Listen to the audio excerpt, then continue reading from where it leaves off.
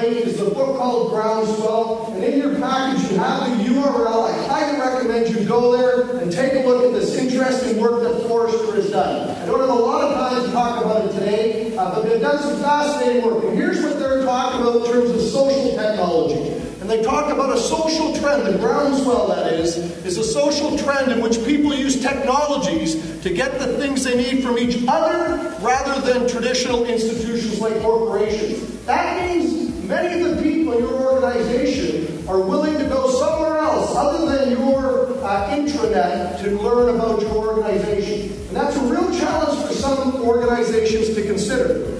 Now, very often I hear organizational leaders say that they're somehow going to control that, and I don't think it's as easy as they believe. Let me share some statistics with you.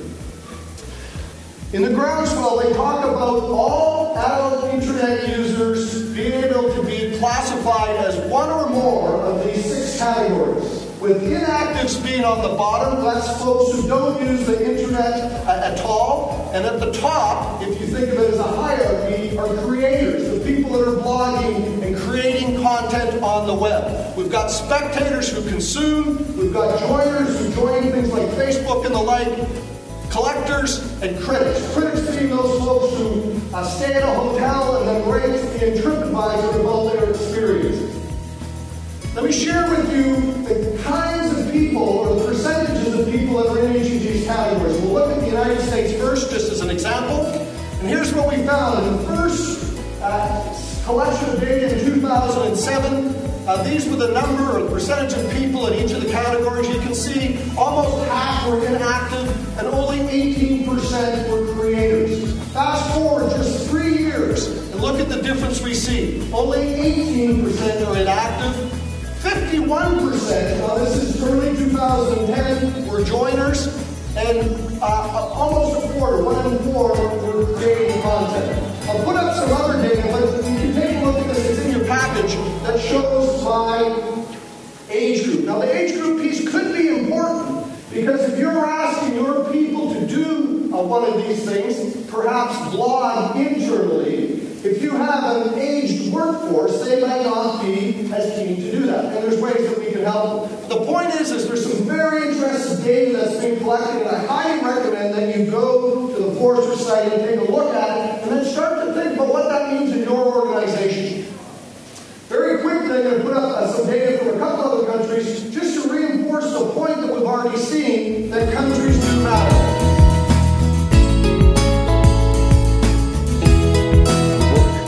He addresses the question, so what does work? What does motivate us? And again, he's looking at the research. He's not just speculating. And it seems that the behavioral scientists have identified 3 things that pretty much motivate all of us. The first is autonomy. That's the more control we've got over what we do and the way we do things, the more intrinsically motivated we are to do the job. Again, you can see in our organizations, you can't always do that to a huge degree. But we see organizations like Google who will give their employees, nominally 1 day a week to do what they want.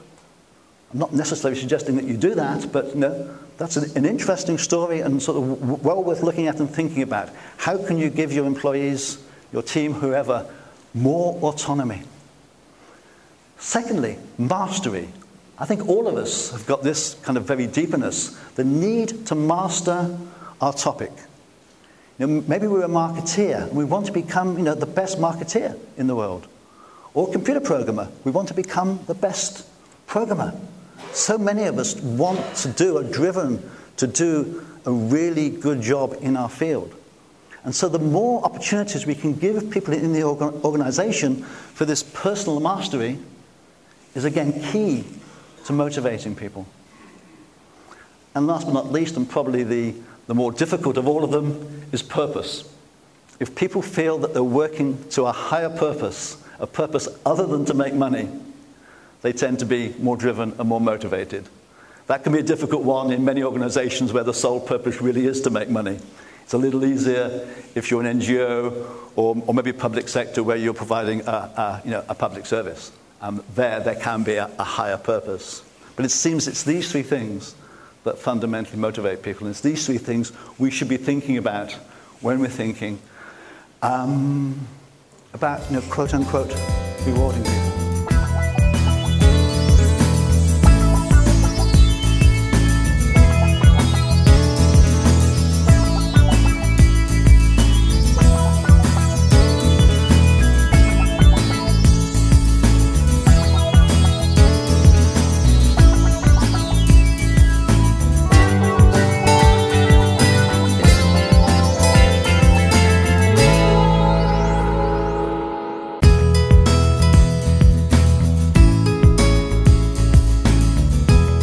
For decision making.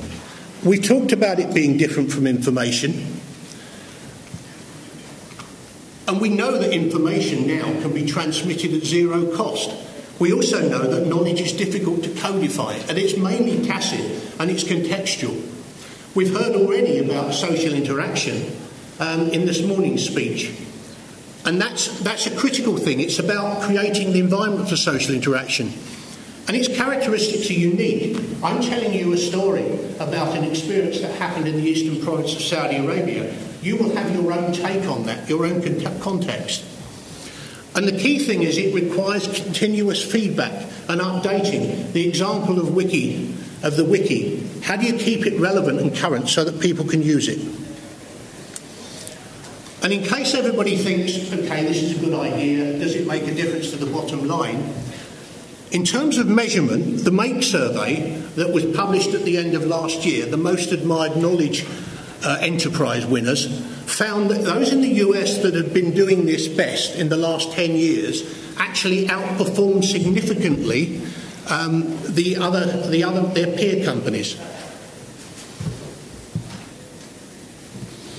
Spend a bit of time, if I may now, on diagnostics and talking about what do you do to find out, A, whether you need a knowledge management initiative, B, if you do, what do you do about it, and C, how do you evaluate it? This is the typical brief that we get asked to undertake, to do a business requirements analysis, a bit of like the knowledge mapping that someone alluded to earlier, to identify what the knowledge needs of the business are, but actually it's the business needs and how do you apply knowledge to them, and to look at, and no one's mentioned this, most people I've ever worked with, most senior people feel much more comfortable if they can have some kind of benchmarks. What are other people doing? What are our competitors? And from my experience in the region before, that was key. People want to feel they know what other people are doing. To prepare what I call a diagnostic report, which makes a case for the value proposition for KM. What's it going to feel like if it works? What are we going to do? And then to prepare a knowledge management strategy. And the key thing here is and an implementation framework.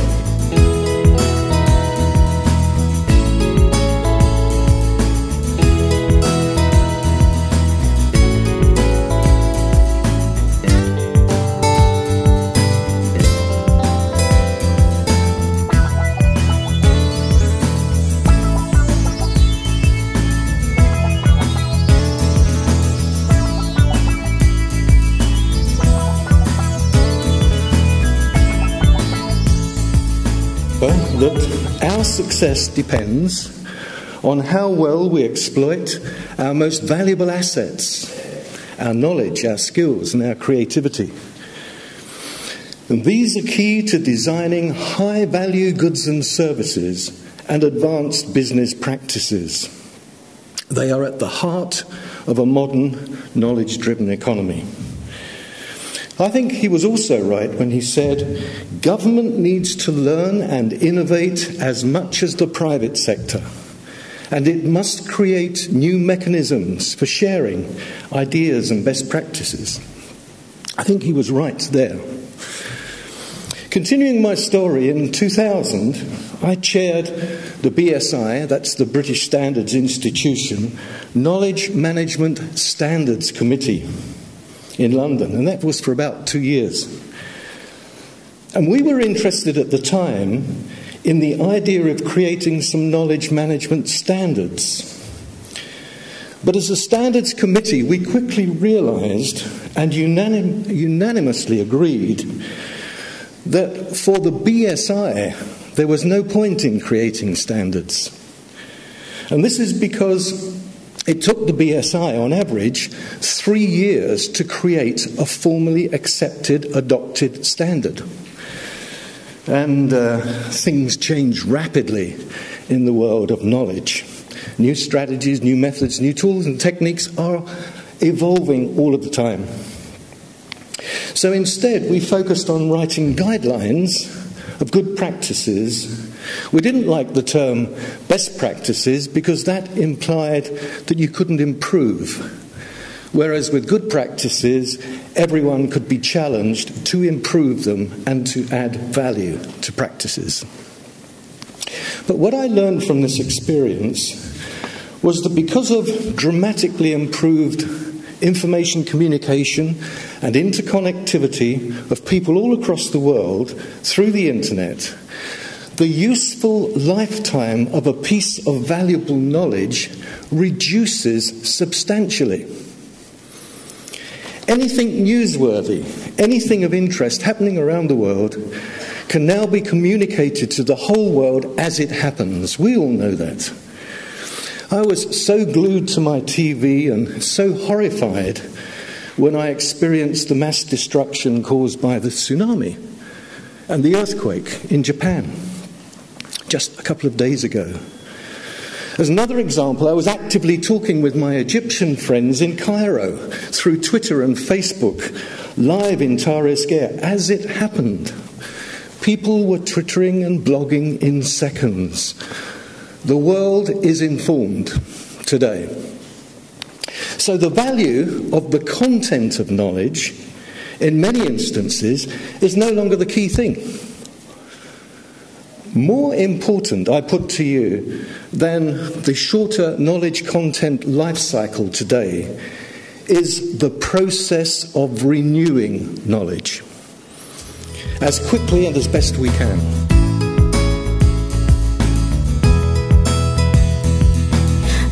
You might not consider socialization as being one of the tools of knowledge management, but in actual fact, informal interactions and discussions such as this seminar or this conference can actually be a very crucial opportunity to share or learn knowledge from one another. Some companies, for example Tata Steel and Reed Associates, they tend to have a lot of internal socialization as well as external socialization, both formally and informally. Now, in fact, rather interestingly enough, Reed Associates, which is a major architecture company on a global scale, they were saying that their architects learn more from other architects on night outs, evenings, drinks together than they would on a day-to-day basis at the office. So they learn from one another about projects, about problems, about ways to solve things through the socialization process. Tata Steel, which is a major company in India, they looked at a lot of internal socialization among members within the companies themselves. Right?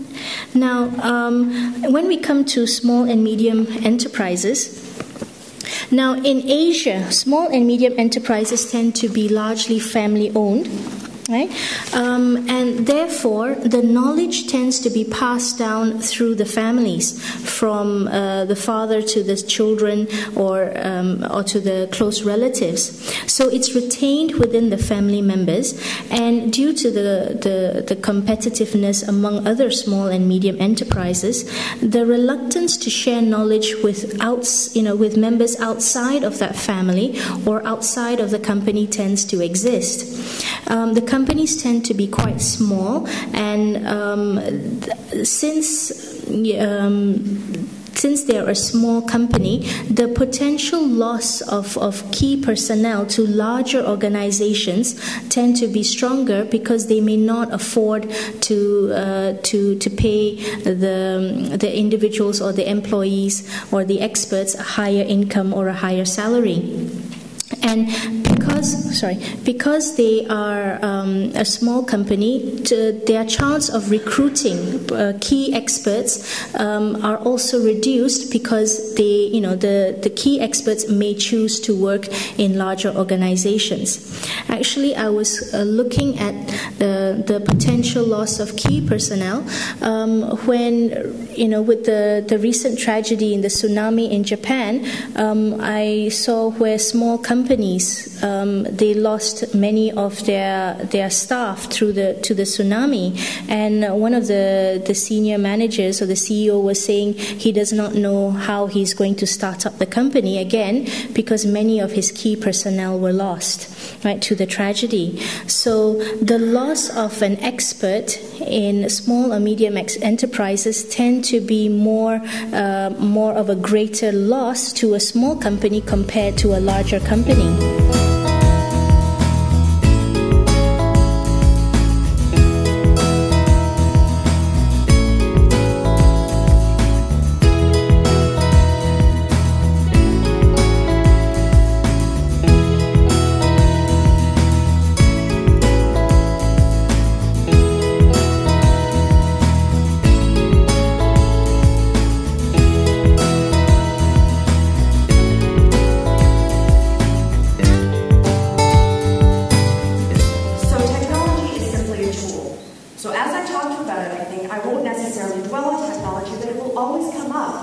Because technology is an extremely important tool.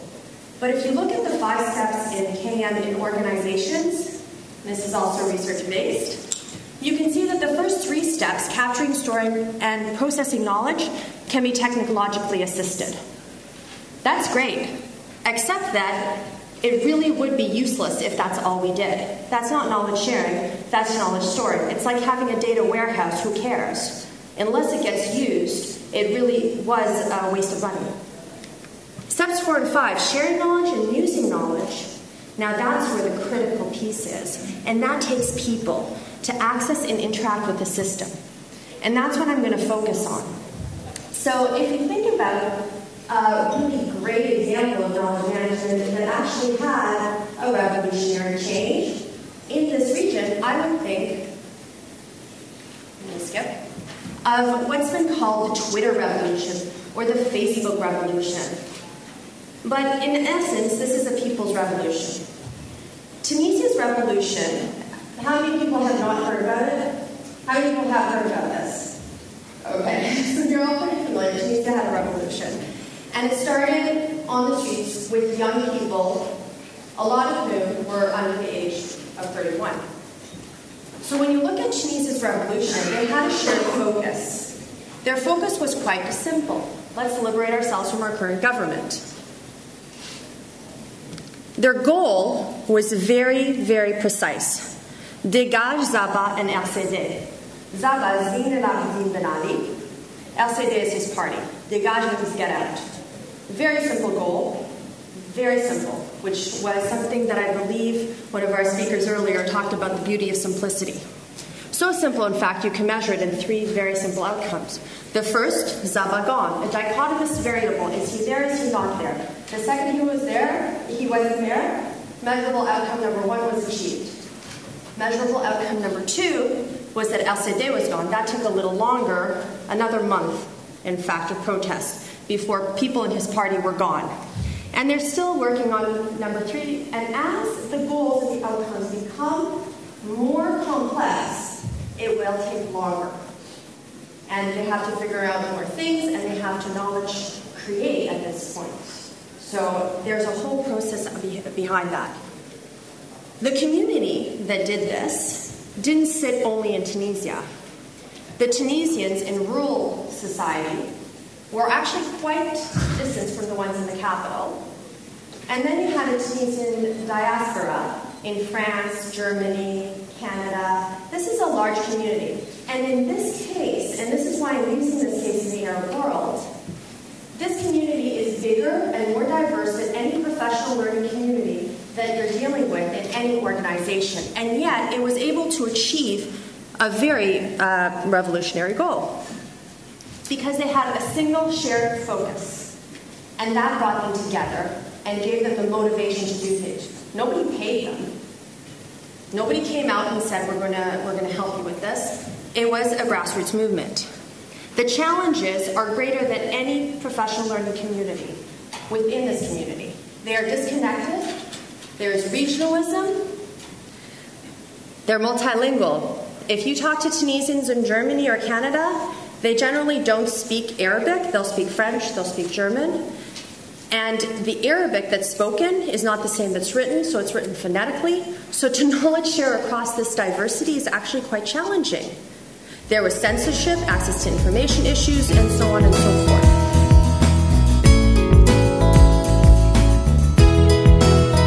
We have content management, which is quite familiar, collaboration forums. We have tools or mechanism of generating more innovation and knowledge. Because Tony Blair, we must listen to what he said. The whole UK's economy is still surviving on knowledge, so we have to find a mechanism to generate more knowledge and innovation. And we have business intelligence, corporate development, knowledge tools, and so on. Most importantly, the search is a knowledge search. And we are very proud, the Department of Municipal Affairs, to be the first entity in the entire Arab world to use the technology which is called semaphore, provided by Smart Logic company in the United Kingdom, which is very sophisticated. It's the first time this technology is used in Arabic language in the whole world. We are very proud of that. It's a very sophisticated technology. You can test it outside if you want. And it's the same technology used by NASA, the British Parliament, Royal Bank of Scotland, Bank of America, and you can name it. Very high sophisticated technology. 4 major consultants are being involved in this project. One of them is Michelle, which is one of the best consultants in the UK in designing knowledge platforms. They design the knowledge for management for many UK projects. We brought this technology from Smart Logic. We also have link development because they are quite useful. They are very good in Arabic platforms in terms of development. And we also involved in Jazat company in terms of the servers and so on. Just to move on, this is the whole framework. You can see it. There's 4 parts of it: technology, information, the processes, and the people and skills. So without these 4, you cannot get what we want. But most important, I want you to look at the bottom here. There is knowledge management system and knowledge management office. The whole Musharaka, or the whole knowledge management system we adopt in the Department of Municipal Affairs is not IT, but there is IT. Whenever somebody says this is an IT, we say to him, no, it's not IT. It's an IT plus people. Plus, we are the first government entity to create actually knowledge management office. And among you, we have a manager from the WRM, his title, knowledge manager for the WRM. Among you have somebody called knowledge coordinator for the DMA. Among you, there is a knowledge coordinator for ADM, and so on. We created knowledge management offices, not to change the culture. And this is one of the mistakes. Before I start becoming a lecturer, I made that mistake. You cannot change culture. There is nothing wrong with the culture. Culture in the Middle East is a culture. You go to Spain, it's a different culture. You go to the UK, it's a different culture. What all books in international business, they say, whenever you go to another country, you need to adapt to the culture of that country. Don't go and say to them, I would like to change your culture. They will say to you, shut up and leave that door. This is the organizer. We are host here. This company, this organizer, they have hosted. They put this screen here. Who I am to come here and say to them, oh, it doesn't look nice. Why didn't you put it there? They will say to me, Alam, this is our house, this is our conference. If you don't like it here, that is the door. Don't change culture. Don't try to think of changing the culture. You need to adapt yourself to the culture.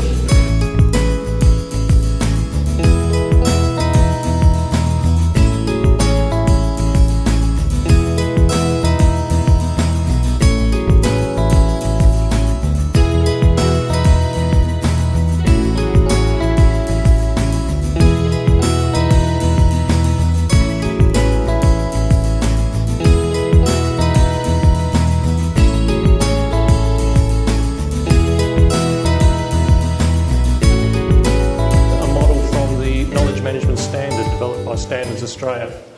And it's the ecosystem model. We affectionately called it the knowledge blob because it was just a whole lot of things sort of patched together. But it just sort of gives that context of fluidity, gives that context of things moving around, things adapting. And the key thing that I want to point out with this is that in the middle is organisational outcomes. In the middle is business problems. That's what we've got to solve. And around that, strategic intent, context, culture, and the elements of people, process, technology and content, because that's the sorts of things that knowledge management entails. We then went a bit further and worked out, well, what are all the different enablers? How do we do knowledge management, as David mentioned before? And around the outside, we've got people, process, content and technology, and there we've got all sorts of different tools and techniques that we can use to apply to do knowledge management. Okay? Lots of different ways of being able to do it, but the key thing is working out, well, what works for your particular organisation based on the particular problems that you're trying to solve. Along with a couple of friends, we worked out, well, knowledge management then, as far as an organisation is concerned, it's that integrating function. It's getting people working together, and it's supporting the organisation. So we came up with this model, and it's a very complicated model. But once again, in the middle, once again, agreeing with David, it's about knowledge work and it's about doing things, it's actions that are informed by knowledge to solve business problems. Okay, because everything that we do at work is about trying to solve problems. It's about change, it's trying to make things work better. And we had cycles of different forms of knowledge flows within the organisation. I'm not going to go into detail, but just say it's quite complicated. Okay? There's lots of different tools and techniques. And as David said before, many knowledge management projects fail. A particular organisation called Bain & Company put out a management tools survey each year or a couple of years, and over their past 12 or 15 years, knowledge management is right up there as one of their top 25 management tools that are used in organisations. And it always ranks about 8th to 12th in the prevalence or the amount of use that organisations say that they are using knowledge management as a tool. Except, while it might be ranked 12th or 10th to 12th in how many organisations use it, it's consistently ranked in the bottom 5 by managers as are we satisfied with the results.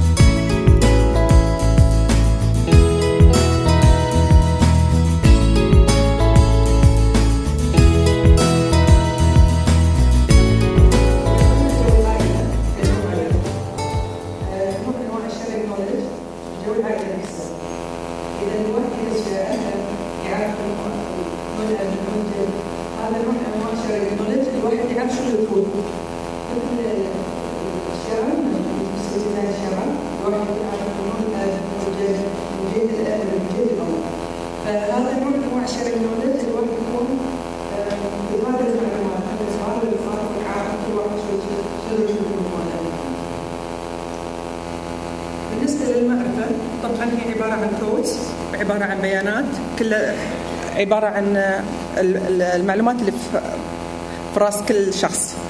فأدى التزايد الهائل في المعلومات وتراكمها إلى وجود حاجة ماسة إلى تنظيم وإدارة هذه المعلومات والاستفادة منها في تحقيق استراتيجية المؤسسة، أو بنفس الوقت يعتبر استراتيجية الحفاظ على رأس المال الفكري.